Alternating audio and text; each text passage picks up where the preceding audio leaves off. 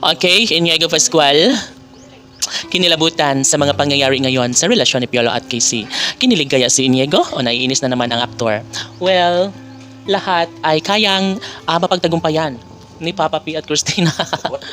At lagi nating at syempre, si Inigo Pascual naman ay hindi naman ganoon na hahayaan na lang ang relasyon ni Piolo at Casey, na tatalikuran na lang ang matamis sa pagmamahalan ni Piolo at Casey. Syempre, lahat naman ay kaya nating pantayan ang kung ano man ang mga pagtitiwala, mga pangako nila sa isa't isa. Syempre, lahat ay posible na mangyayari kung talagang magiging habang buhay na magiging happy si Piolo at Casey, ay maaari naman na mangyayari at posible na maisakatuparan ang laban na ito. Hindi kayang patunayan, no? Sabi nga ni Inigo Pascual na nanahimik na lamang umano siya sa tabi dahil alam niya na balang araw darating ang panahon na matuloy rin ang kanilang pag-iisang dibdib na siyang matagal lang pinangarap ni Inigo Pascual at para sa relasyon ni Christina at Papa P. Sa pagkakataong ito ay hindi na kailangan pang ibulyaw ni Inigo Pascual ang katotohanan. At syempre, aminado naman si Inigo Pascual na ngayon ay medyo malabo pa ang kanilang relasyon, ngunit naniniwala ang aktor na magiging maayos din ang lahat sa tamang panahon dahil mayroon sila mga sumpaan, mga pangako sa isa't isa na talagang sila pa rin ni Piolo at Casey ang magsasama. Hahayaan na lang ng panahon ang mag-ayos sa kanilang pagmamahalan.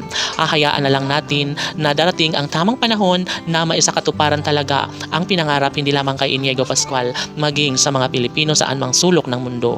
Lahat ay gagawin, lahat ay kayang patunayan basta't ipaglaban lamang ni Piolo at Casey ang kanilang tunay na damdamin, ay posible na mangyayari pa rin ang lahat sa kanilang pagmamahalan.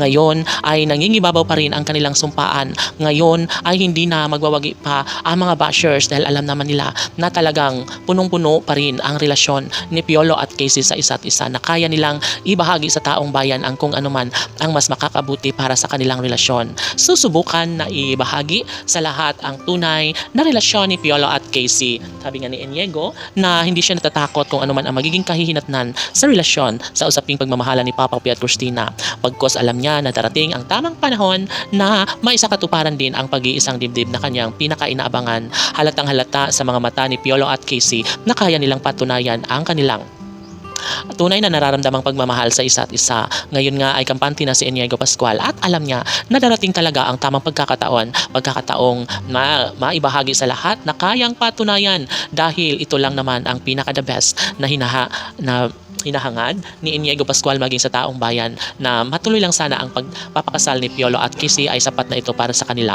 Casey PJ Fanatics, laban!